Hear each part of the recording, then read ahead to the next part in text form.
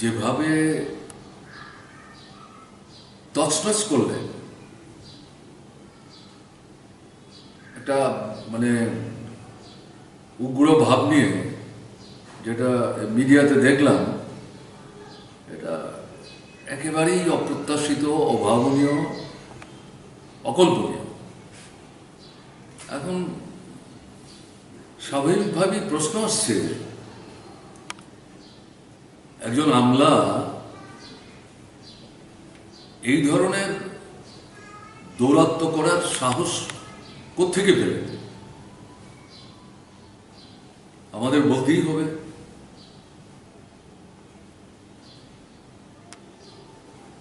এর জন্য দায়ী আমাদের রাজ্যে এখন যে সরকার চলছে, সরকারের যে রাজনৈতিক কার্যকর, পলিটিক্যাল এক্সিকিউটিভ বলতে যাদেরকে আমরা বোঝাই, তাদের অকর্মণ্যতা, ব্যর্থতা এবং জনস্বার্থ বিরোধী যে ভূমিকা একের পর এক নিয়ে চলেছেন,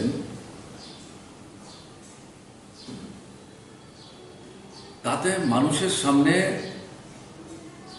দাঁড়াবার মতো সেই সৎসাহস তারা দ্রুত হারাতে বসেছে এবং এখন নির্ভর করছেন দুদিক থেকে। একদিক থেকে হচ্ছে আমাদের মধ্যে একটা অংশ আছে যারা মেরুদণ্ডহীন,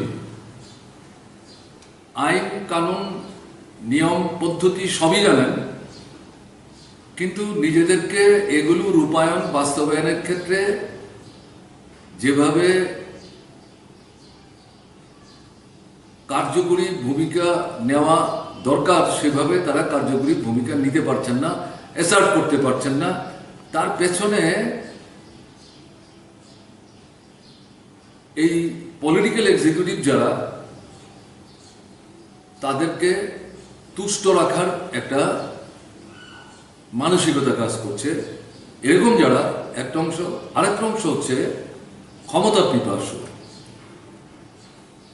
এই দুই অংশের আমলাদের উপর বলা যায় যে প্রায় সবকিছু ছেড়ে দিয়ে এই পলিটিক্যাল এক্সিকিউটিভ তারা হাত গুটিয়ে নেওয়ার চেষ্টা করছে, এরাই চালাবে। তা যদি না হবে তাহলে এরকম কাণ্ডটা কি করে করা সম্ভব হলো? আমি কথার কথা ধরে নিচ্ছি আলোচনার জন্য, যদি ঘটনাটা এরকমও হয়ে থাকতো যে আমরা যে সমস্ত নির্দেশাবলী দিয়েছিলাম এগুলো তারা লঙ্ঘন করেছে, বিয়েটা তো রাজপথে হচ্ছিল না, একটা ভাড়া বাড়িতে হচ্ছিল, এটা বাড়ি। কারফিউ ঠিক আছে রাত্র 10টার পর, কারফিউতে রাস্তায় জনভিড় করা যাবে না। বিয়ে বাড়িতেও কত লোক আমন্ত্রিত হতে পারেন তারও একটা সংখ্যা নির্ধারিত আছে। এগুলো মেনেই এই পরিবার দুটি অনুষ্ঠানের আয়োজন করছিলেন। এবং সবচেয়ে বড় কথা হচ্ছে যে বিয়ের লগ্ন বলে যে কথাটা প্রচলিত, তাতে দেখা গেল চিঠিতে এই সময়টা পর্যন্ত উল্লেখ করা ছিল, রাত্র 11টা কত মিনিট। এরকম জায়গায় ঠিক আছে আকস্মিকভাবে প্রশাসনের তরফ থেকে এই কারফিউ কার্যকরী ঠিক মতো হচ্ছে কি হচ্ছে না দেখবার জন্য অনুসন্ধানের দৃষ্টি নিয়ে অফিসাররা বেরোতেই পারেন, এটা আপত্তি করার কিছু নেই।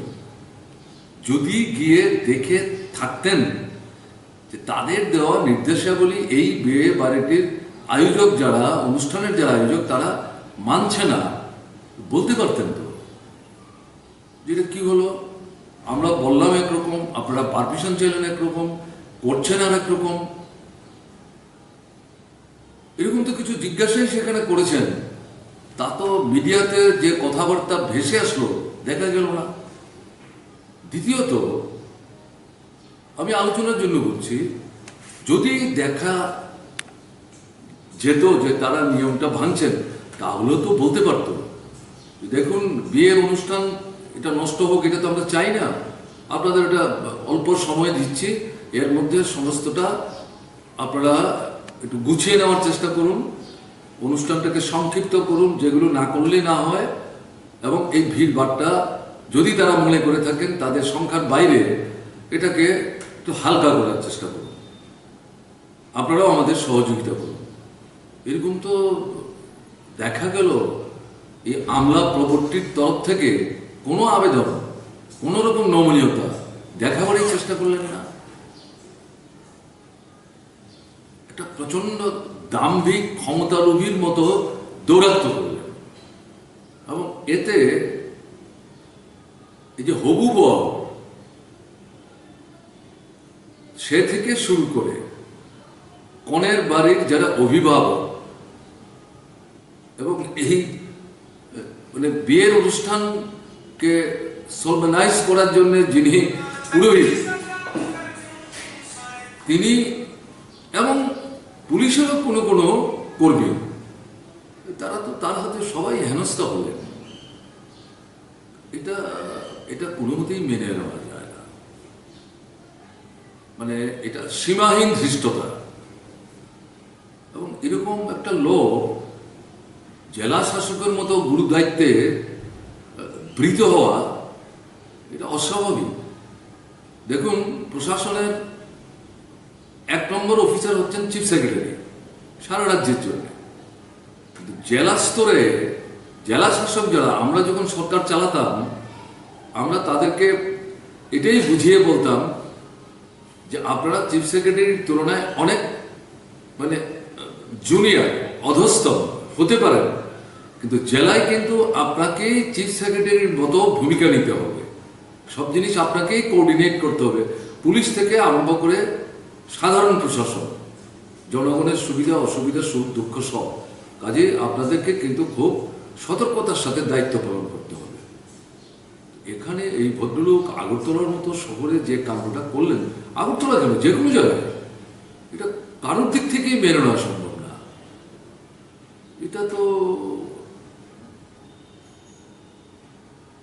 ধরুন, সরকার এই ঘটনা ঘটার পর আমি পত্রিকায় যেটা দেখলাম, মুখ্যমন্ত্রী চিফ সেক্রেটারির কাছ থেকে রিপোর্ট চেয়েছে, ঠিক আছে, এটা প্রশাসনিক পদ্ধতি।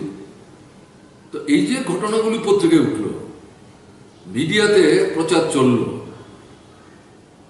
এগুলো তো নিশ্চয়ই আমাদের সম্মানীয় মুখ্যমন্ত্রীর দৃষ্টিতে এসছে, অথবা কেউ না কেউ তার দৃষ্টিতে এনেছে।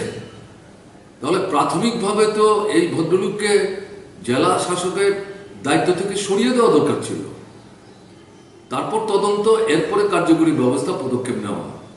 ওই এখন পর্যন্ত তো কিছুই করলেন না। এটা তো পরোক্ষে এই ভদ্রলোককে প্রশ্রয় দেওয়া হচ্ছে। বার্তাটা কি যাচ্ছে? সরকারের মুখে তো এমনি চুনকালি একের পর এক নিজেদের কার্যকলাপের মধ্য দিয়ে তারা লেপছেন, এবং এই জাতীয় অফিসাররা তাদের মুখে আরো নতুন করে চুনকালি লেপে দেওয়ার এই সাহস কিন্তু পেয়ে যাচ্ছে।